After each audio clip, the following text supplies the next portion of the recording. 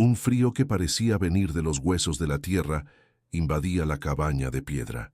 El viento silbaba por las innumerables rendijas de la madera podrida, un lamento agudo que hacía danzar alocadamente la llama de la única vela. Carmen Gutiérrez se frotó las manos, la piel áspera y roja, antes de volverse hacia el hogar. Mateo, su hijo de 8 años, estaba acurrucado con su hermana, Sofía, de 6, bajo la única manta que tenían. El niño temblaba tanto que le castañeteaban los dientes y una tos seca y áspera le rasgaba el pecho. «Tengo frío, mamá», susurró. «Ya sé, mi amor. Voy a prender el fuego.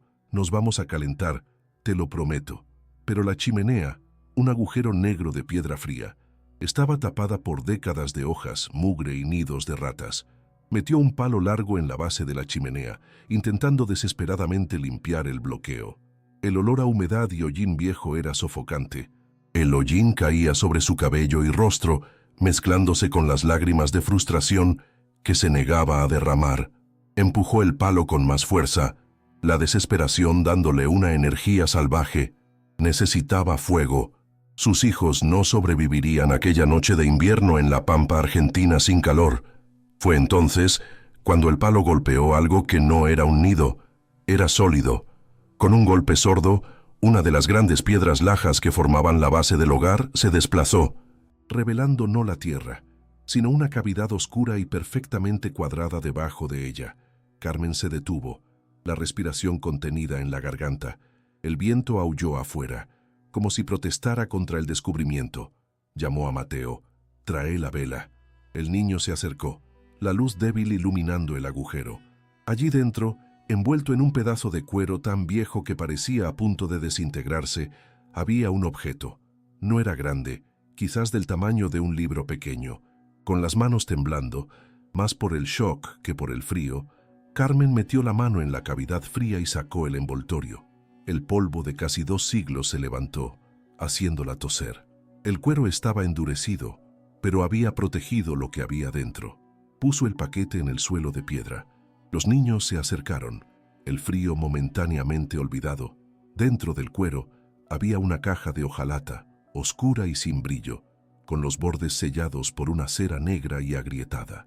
No era un cofre del tesoro, era una simple caja de lata, pero el cuidado con el que había sido escondida y sellada hizo que el corazón de Carmen latiera más rápido. Usó la punta de una piedra para romper el sello de cera. La tapa se abrió con un leve crujido metálico. Dentro, perfectamente preservados de la humedad y del tiempo, no había monedas de oro ni joyas, sino algo mucho más denso: papeles. Sacó el primer fajo. No eran escrituras, sino una carta.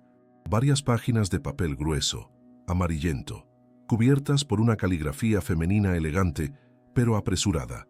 La tinta, aunque desvaída, era legible. 18 de junio de 1838. Leyó en voz alta, la fecha resonando como un disparo en el silencio de la cabaña. «Mi nombre es Inés de la Vega, y si estás leyendo esto, mi marido, Esteban, está muerto, asesinado por el hombre que robó nuestro nombre y nuestra tierra». Carmen sintió que le faltaba el aire. No entendía. ¿De la Vega? ¿Como el dueño de la estancia La Poderosa? Junto con la carta había un documento más formal, doblado y sellado con el sello oficial de la escribanía de la época, un blasón complejo en cera roja. Lo abrió con cuidado, temiendo que se partiera. En la parte superior, en letras grandes, estaba escrito «Testamento» y «Título de propiedad». El documento describía, en términos legales arcaicos, los límites de una propiedad de 450 hectáreas, incluyendo la vertiente de agua conocida como Ojo del Diablo. Era la descripción exacta de la estancia vecina. El documento nombraba a Esteban y a su linaje directo, los Gutiérrez, como los únicos herederos legales. Carmen simplemente miró los papeles. Sus rodillas flaquearon y se sentó de golpe en el frío suelo de piedra. Esto no podía ser real. Era el delirio del loco de la montaña, su tío abuelo. Pero el sello, la fecha, la carta, eran reales. Miró alrededor de la cabaña miserable, el techo podrido y las paredes que dejaban entrar el viento. Luego miró a sus hijos, acurrucados y hambrientos. Una ola de vértigo la golpeó. Se rió, un sonido seco y aterrador que hizo que Sofía comenzara a llorar. No era una risa de alegría, sino de una ironía tan profunda y cruel que era casi demencial. Antes de que descubramos cómo reaccionará don Ramiro de la Vega a esta carta de hace 180 años, contanos en los comentarios. ¿Crees que los secretos enterrados en piedra siempre vuelven para reclamar justicia?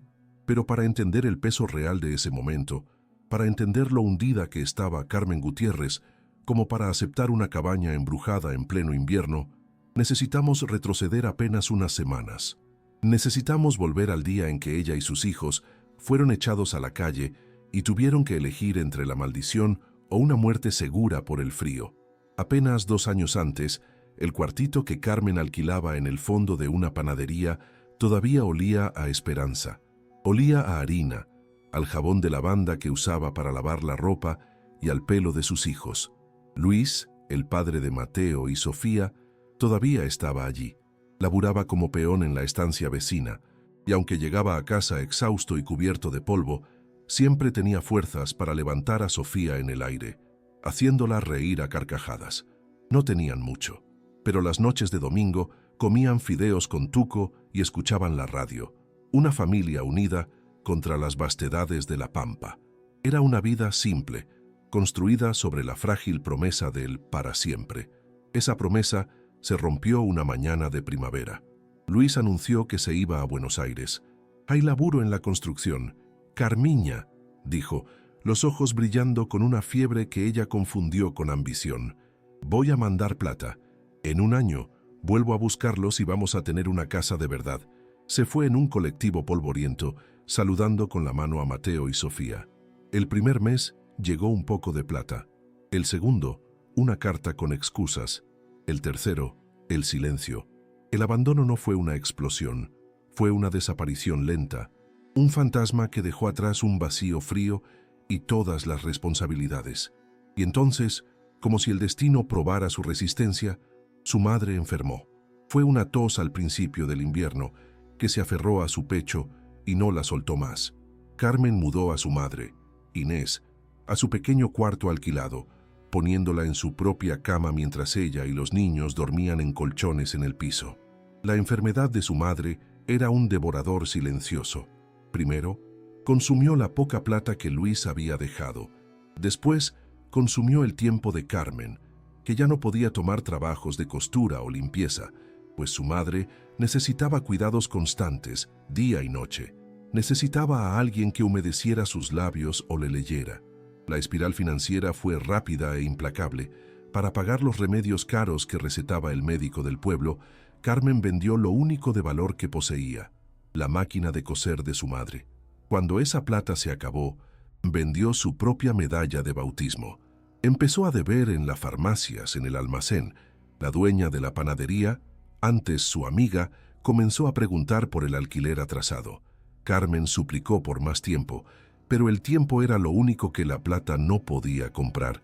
Veía sus ahorros y su futuro disolverse, día tras día, en frascos de jarabe y consultas médicas inútiles. Al inicio del otoño, su madre falleció. Inés se fue una mañana fría, sosteniendo la mano de Carmen, los ojos fijos en su hija, con una mezcla de amor y miedo por lo que dejaba atrás. El funeral fue simple, pagado con la última plata que Carmen consiguió prestada de la farmacia, un préstamo que la endeudó. Después del entierro, Carmen volvió al cuarto ahora silencioso. El abandono de Luis la había dejado sola, pero la muerte de su madre la había dejado huérfana, un ancla final cortada, dejándola a la deriva en el océano de su miseria. Estaba sin laburo, endeudada y completamente sola. Sin plata para el alquiler, el desalojo era una certeza. El dueño de la panadería, con el rostro triste, le dio una semana. Carmen no tenía a dónde ir. Sin familia, sin amigos que pudieran acoger a 3 personas. Su única opción era Verónica, la hermana de Luis, su cuñada. Verónica era una mujer dura, que vivía en una casa pequeña, pero propia, en las afueras del pueblo. Siempre había despreciado a Carmen, viéndola como la mujer que ató a su hermano con hijos y le impidió ser alguien. Tragándose el orgullo hasta que se convirtió en un sabor amargo a cenizas en la garganta, Carmen golpeó a su puerta. Verónica la aceptó, pero no por caridad, fue por un sádico sentido de poder. Le ofreció a Carmen y a los niños un único cuarto en el fondo, un depósito húmedo al lado del gallinero que olía a paja enmohecida y excremento de gallina. No había ventana, solo una puerta que no cerraba bien, dejando entrar el viento frío de la pampa. «¿Es esto o la calle, fracasada?», dijo Verónica, la palabra golpeando a Carmen como una bofetada. «Al menos acá podés laburar para pagarte la comida», y el trabajo era interminable, desde la madrugada hasta bien entrada la noche, limpiando la casa, lavando la ropa de la familia de Verónica en agua fría y cuidando de su huerta. La humillación era el pan de cada día. Verónica se deleitaba en rebajarla delante de los vecinos e incluso de los niños. «¿Ves, Mateo? Tu madre no sirve para nada», decía en voz alta en la mesa. «Si fuera una mujer mejor, tu padre no se hubiera rajado». Inspeccionaba el trabajo de Carmen como un capataz, pasando el dedo por los muebles en busca de polvo y burlándose de sus manos, ahora agrietadas y sangrando por el trabajo pesado y la lavandina. Carmen aguantaba en silencio, el rostro una máscara de piedra, el interior deshaciéndose en polvo. El miedo de que sus hijos pasaran hambre era un dolor físico constante. A la hora de comer, Verónica servía porciones minúsculas a Carmen, Mateo y Sofía, mientras su propio marido e hijos comían carne y papas calientes. Carmen desarrolló un ritual doloroso. Fingía no tener hambre, diciendo que había comido mientras cocinaba, y pasaba disimuladamente su pequeña porción de pan o guiso a los platos de Mateo y Sofía, que la observaban con ojos grandes y tristes. Se iba a la cama todas las noches con el estómago rugiéndole, el sonido de su propia hambre ahogado por el llanto silencioso que derramaba en la almohada húmeda. La soledad era un pozo oscuro. No tenía a nadie. Las otras mujeres del pueblo, amigas de Verónica, la trataban como una paria, una enfermedad contagiosa. Susurraban cuando ella pasaba, los ojos llenos de desprecio o, peor, de lástima. Era la inútil. Son abandonadas. Dejó de hacer contacto visual, caminando por las calles con la mirada baja, sintiéndose menos que humana. Lo único que la mantenía en pie era el toque cálido de la mano de Sofía en la suya y la forma en que Mateo intentaba protegerla, interponiéndose entre ella y Verónica cuando su tía gritaba. El punto más bajo llegó una noche fría de invierno. El marido de Verónica, un tipo callado y brutal, había chupado más de la cuenta. Acarroló a Carmen en la cocina oscura, mientras ella lavaba los platos de la noche. No dijo nada, pero la agarró de la muñeca, el olor a escabio y pucho en su aliento. «¡Soltame!», siseó ella, el pánico helándole la sangre. Él se rió y tironeó de ella. Ella reaccionó por puro instinto, rompiendo el plato que sostenía en la pileta y levantando el trozo de cerámica hacia su rostro. Él retrocedió, sorprendido por su ferocidad. Ella corrió al cuarto del fondo y atrancó la puerta. Supo, mientras oía respirar a sus hijos en la oscuridad, que ese era el fin. No podía quedarse más. El peligro había pasado de la humillación a la amenaza física. ¿Pero a dónde ir? Estaba atrapada. Fue entonces cuando recordó una carta de la escribanía, recibida tras la muerte de su madre, que apenas había leído. Una herencia de un tío abuelo lejano que nunca conoció, el loco de la montaña, una propiedad abandonada. La Llorona. La había descartado como un insulto, una carga más. Ahora, mientras el viento de invierno golpeaba la puerta mal cerrada, esa cabaña maldita parecía ser la única y terrible opción que le quedaba. El golpe final llegó una helada mañana de lunes. El aire estaba tan frío que la respiración de Carmen se convertía en vaho dentro del cuarto húmedo. Verónica entró sin golpear, el rostro una máscara de triunfo satisfecho. «Buenas noticias, fracasada», anunció, la voz cortante como el viento de afuera. «Mi hijo mayor, Jorge, se casa. Él y la novia se van a vivir acá. Necesitan este cuarto». Carmen, que estaba doblando ropa, se detuvo, la sangre helándose en sus venas por un motivo que no era el frío. «¿Qué estás diciendo, Verónica?» «Estoy diciendo», continuó Verónica, saboreando cada palabra, que vos y tus crías tienen 24 horas para rajar de acá, y ni se te ocurra llevarte nada que no sea tuyo. El ultimátum quedó flotando en el aire, final y brutal. 24 horas, en pleno invierno. Carmen no suplicó. Vio en los ojos de su cuñada que cualquier súplica sería inútil, solo sería más entretenimiento para ella. En silencio, comenzó a guardar sus pocas cosas en 2 viejas bolsas de arpillera. La ropa gastada, los 2 cuencos de lata, la única manta que poseían. Mateo y Sofía observaban, los ojos grandes y aterrorizados, entendiendo no las palabras, sino el tono. Sabían que los estaban echando. El olor a gallina y humedad del cuarto parecía pegárseles, un hedor a humillación. Cuando se cumplió el plazo, Verónica los observó desde la puerta principal, de brazos cruzados, mientras Carmen salía al frío cortante, un niño tomado de cada mano. «Probá en la iglesia», se burló Verónica, antes de cerrar la puerta. El sonido de la cerradura fue un clic final. Carmen fue a la iglesia. El cura, un hombre de ojos cansados, negó con la cabeza. «Lo siento, Carmen. Nuestros refugios están llenos. La ola de frío». Fue a la casa de una mujer para la que solía coser. La puerta apenas se abrió. «No puedo, Carmen. Verónica es amiga mía». Las puertas se cerraron, una por una. Estaba sola en la plaza del pueblo, el viento cortando su ropa fina, el sol de invierno poniéndose, llevándose consigo el poco calor que quedaba.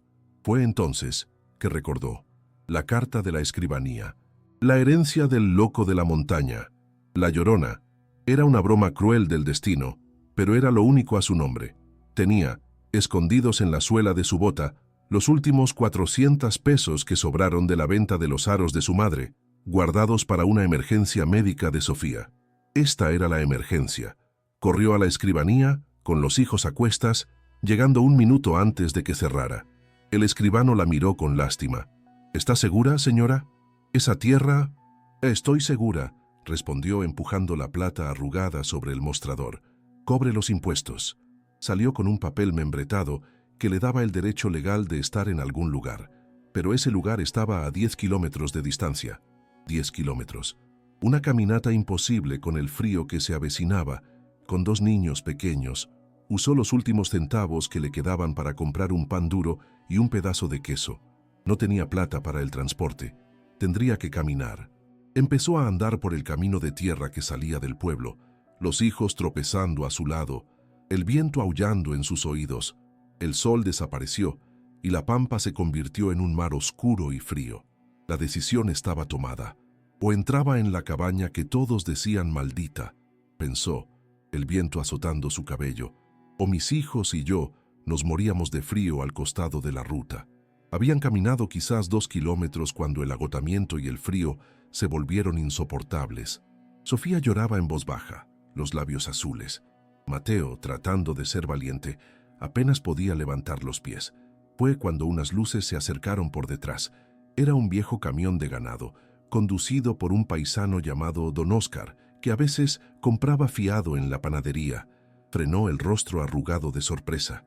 «Carmen, por el amor de Dios, ¿qué haces acá con las criaturas a esta hora?» Las lágrimas de Carmen se congelaron en su rostro. «Voy a la tierra de mi tío abuelo, a la cabaña». La expresión de Óscar cambió de sorpresa a miedo. «¿La Llorona?», susurró persignándose. «Piba, ¿te volviste loca? Nadie va para allá. Se oyen llantos de noche. La última familia desapareció». «No tengo a dónde ir, don Óscar. Verónica me echó».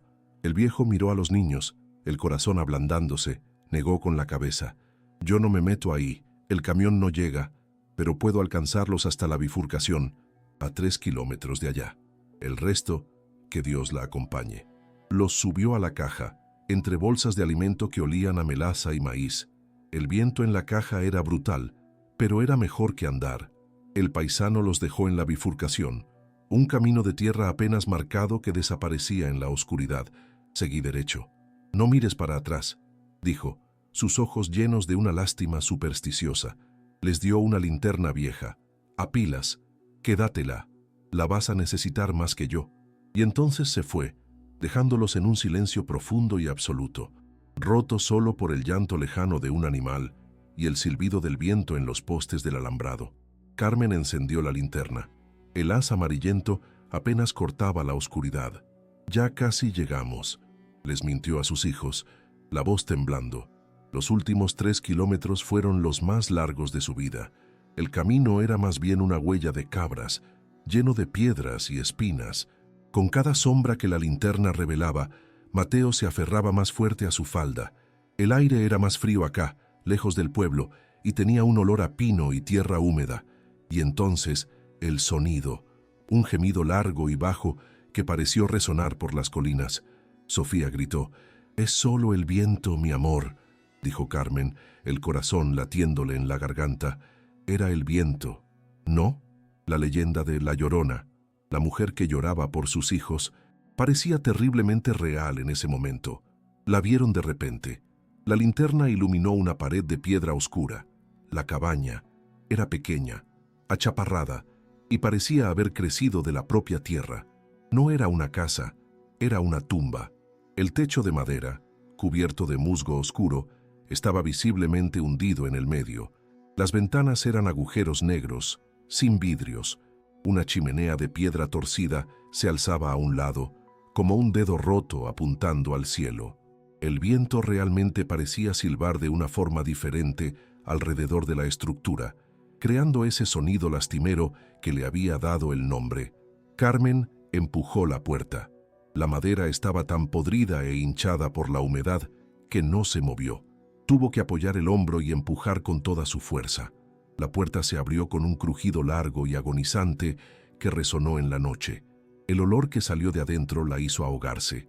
Era un olor denso, sofocante, a humedad, a madera podrida, a excrementos de animales y a algo más.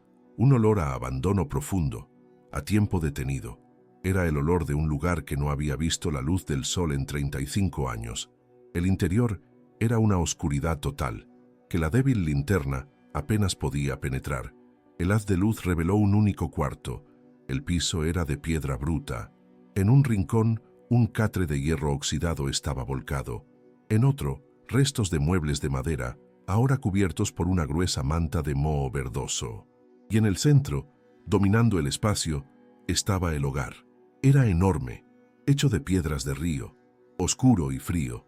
La boca negra parecía un portal a la nada. El viento entraba por las paredes de piedra, aullando. Sofía rompió a llorar, un llanto de puro terror. «Me quiero ir, mamá. Me quiero ir a casa». La palabra «casa» fue un cuchillo en el pecho de Carmen. «Esta es nuestra casa ahora, Sofía», dijo, la voz quebrándose. Intentó sonar valiente, pero era un esfuerzo sobrehumano. Cerró la puerta lo más que pudo, apuntalándola con un pedazo de madera podrida, y llevó a los niños lo más lejos posible de la puerta y las ventanas rotas, cerca del hogar frío. Los sentó sobre las bolsas de arpillera, envolviéndolos en la única manta. El frío era inmediato y penetrante. El aire dentro de la cabaña era tan helado como afuera, pero al menos los protegía del viento directo.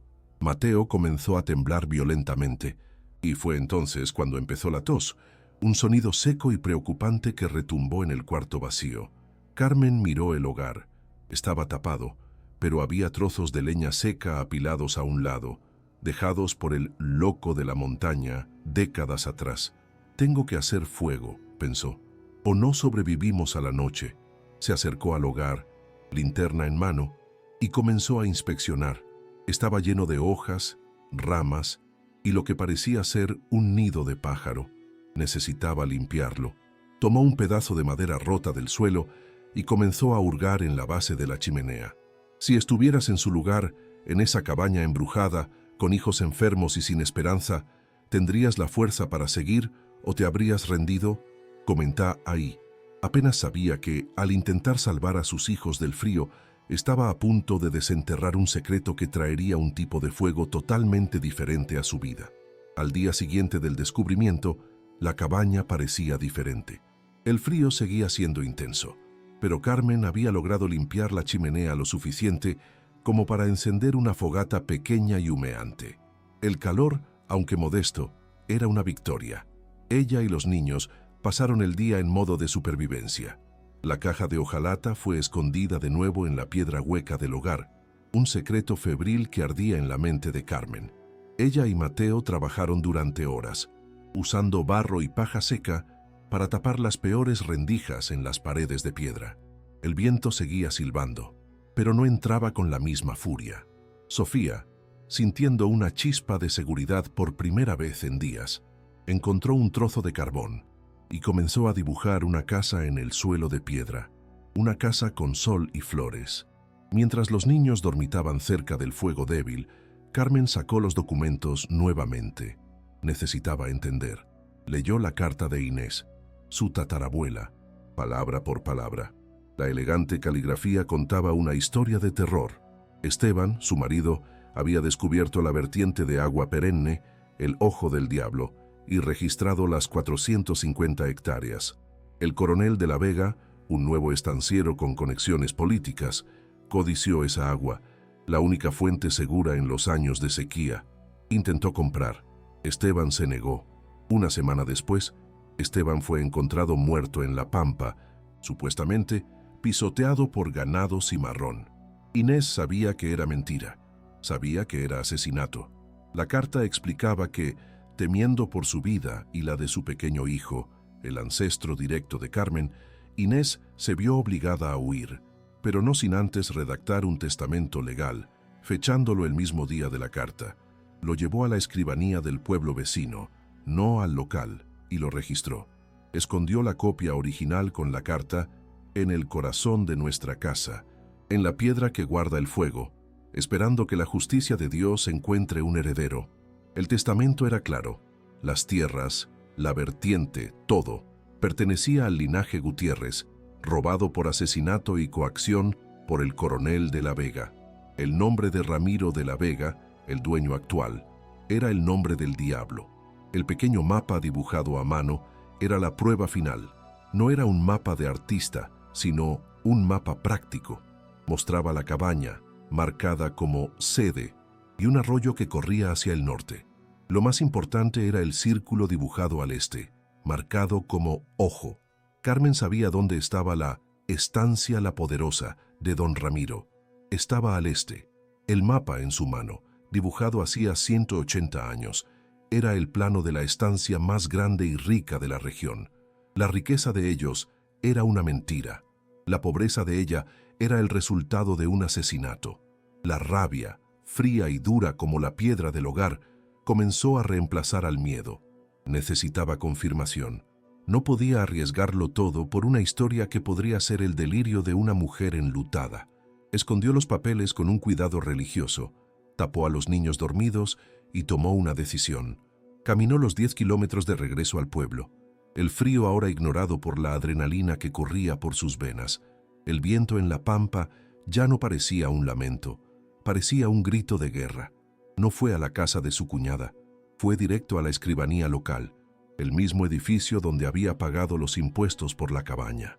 El escribano, un hombre pequeño con gafas gruesas, la miró con desdén.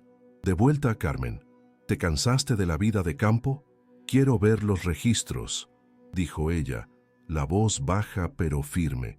Quiero ver los títulos de propiedad de la estancia La Poderosa, los registros originales. El hombre se congeló, dejó de revolver papeles. ¿Qué? ¿Me oíste?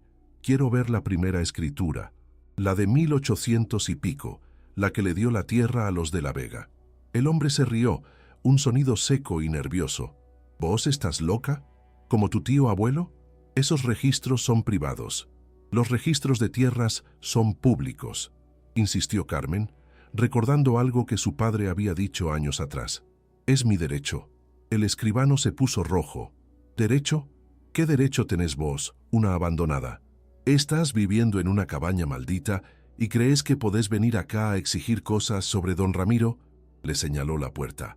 Andate, andate de acá antes de que llame a la policía por alterar el orden. Los de la Vega son dueños de esa tierra desde siempre, desde antes de que vos o yo naciéramos. Así es, y así será. Acepta tu suerte, Carmen. Como la Llorona tuvo que aceptar la suya. Fue expulsada a la calle, la puerta cerrándose de un golpe detrás de ella. La humillación fue total. La Llorona, la leyenda.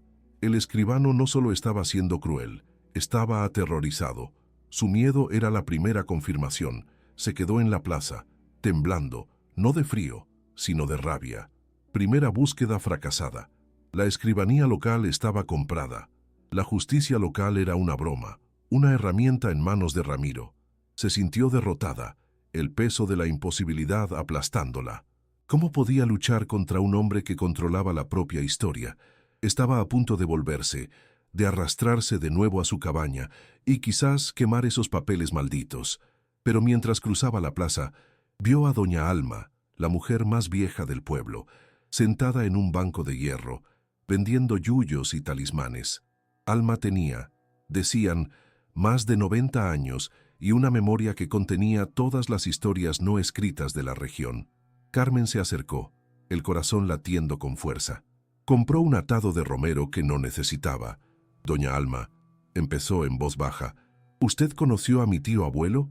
Al loco de la montaña. Los ojos de doña Alma, nublados por la edad, se enfocaron en Carmen con una claridad sorprendente. El loco. No, piba, no estaba loco, era un guardián. Guardaba la memoria. ¿La memoria de qué? Alma se inclinó. De la verdad, del despojo. Carmen contuvo la respiración. Mi abuela me lo contó, susurró la vieja. La cabaña donde estás vos no está maldita, está triste. Perteneció a Inés Gutiérrez, una mujer fuerte. Su marido, Esteban, encontró la vertiente. El viejo coronel de la Vega, el primero, el bisabuelo de don Ramiro, lo mandó a matar, le robó la tierra y el agua. ¿La gente sabe eso?, susurró Carmen. Las piedras lo saben, replicó la vieja. Pero saber y hablar son dos cosas distintas. El coronel esparció la historia de que Inés enloqueció de dolor y se tiró al río. La Llorona, la llamaron, una mentira para tapar un asesinato y un despojo. Tu tío abuelo, él era el último que se atrevía a hablar de eso, así que lo llamaron loco, pero no estaba loco, solo estaba esperando. Quizás, dijo, los ojos fijos en el rostro de Carmen, te estaba esperando a vos, a la heredera. Carmen volvió a la cabaña, las palabras de doña Alma resonando en su mente. Guardián, heredera. No estaba loca, la carta no era un delirio. Ahora tenía la validación de la historia oral. Llegó a la cabaña al anochecer, encendió el fuego y con una nueva determinación desdobló el pequeño mapa dibujado a mano. Necesitaba una última prueba. Necesitaba verlo con sus propios ojos. A la mañana siguiente, dejó a Mateo a cargo de Sofía, con instrucciones estrictas de atrancar la puerta y no salir por nada. Y voy a buscar comida. Mintió. Fue a buscar la vertiente. Siguió el mapa. El arroyo al norte de la cabaña fue fácil de encontrar. Lo siguió hacia el este, en dirección a las tierras de la estancia La Poderosa. El mapa era sorprendentemente preciso, usando formaciones rocosas y árboles viejos como marcadores. Caminó durante una hora, el terreno subiendo. Llegó a un alambrado alto, nuevo y amenazante, con carteles de propiedad privada, no pasar, clavados en los postes. El alambrado no estaba en el mapa de 1838. Del otro lado del cerco, a unos 100 metros más allá, pudo verlo. Era inconfundible, un área de un verde exuberante, casi irreal, en medio del paisaje seco de la pampa. Árboles frondosos, pasto espeso, y podía oírlo, el ruido de agua corriendo. No un arroyo, sino un burbujeo constante y poderoso. Ojo del diablo, la vertiente, la fuente de toda la riqueza de Ramiro de la Vega. Estaba exactamente donde el mapa de Inés decía que estaría. Estaba mirando el corazón de su herencia, robada y encerrada tras un alambre de púas. Tocó el alambrado, el metal frío mordiendo sus dedos. Es verdad, le susurró al viento. Apenas sabía que su visita a la escribanía había disparado la alarma. El escribano, aterrorizado, no esperó a que ella saliera del pueblo. Llamó a la estancia. Jefe, tenemos un quilombo. La hija del loco, la Gutiérrez, está en la cabaña y acaba de venir acá, preguntando por los títulos originales. Mencionó 1800. El silencio al otro lado de la línea fue pesado. Don Ramiro de la Vega no era su bisabuelo. Él no usaba la fuerza bruta de inmediato. Era un depredador paciente, sabía de la leyenda, sabía que su fortuna estaba construida sobre un pozo de agua y una mentira, y ahora la descendiente de la mentira estaba haciendo preguntas. Decidió manejarlo personalmente. Esa tarde, mientras Carmen regresaba del alambrado, el corazón latiendo con una mezcla de triunfo y terror, lo vio. Una camioneta cara y negra, brillando bajo el sol, estaba estacionada frente a su cabaña en ruinas. Don Ramiro de la Vega estaba allí, apoyado en el capó esperándola. Era un hombre alto, vestido impecable, con ojos que parecían tener la frialdad de la piedra del hogar. Sonrió cuando la vio acercarse, una sonrisa que no llegaba a los ojos. El clímax del bloque había llegado. Carmen Gutiérrez, dijo, la voz suave, casi paternal, lo que la asustó más que si hubiera gritado. Mi empleado de la escribanía me dijo que estabas haciendo preguntas. Una mujer sola, con 2 criaturas, en este lugar terrible. Vine a ver si necesitabas ayuda. Señaló la cabaña con desprecio. Siento lástima por tu situación. La vida ha sido dura con vos. Sacó un sobre grueso del bolsillo interior de su saco. Estaba pensando en comprar esta tierra de todos modos. Es inútil, claro, maldita, pero me gusta ordenar las cosas. Acá, dijo, extendiéndole el sobre. 20,000 pesos. Es el equivalente a 5,000 reales. Más que suficiente para que te lleves a tus hijos a Buenos Aires. Empezar de nuevo. Considéralo un acto de caridad cristiana. Carmen miró el sobre. 20,000 pesos. Era una fortuna. Era la respuesta a todas sus plegarias. Era la salida fácil. Podía tomar la plata y desaparecer. Olvidar a Inés, a Esteban, la vertiente, la justicia. Pensó en sus hijos, en el frío, en el hambre. Pero entonces miró el rostro de Ramiro, el rostro del nieto del asesino. Empujó el sobre hacia atrás. No, gracias, don Ramiro. No me interesa la caridad. Su sonrisa vaciló solo por un segundo. No seas tonta, piba. Este lugar no vale nada. No estoy de acuerdo, dijo Carmen, la voz temblando, pero negándose a quebrar. Yo creo que vale mucho. Encontré una carta, de 1838, de mi tatarabuela, Inés. El aire pareció congelarse. El cambio en el rostro de Ramiro fue instantáneo y completo. El barniz de bondad se evaporó, revelando la crueldad desnuda debajo. Sus ojos se convirtieron en 2 astillas de hielo.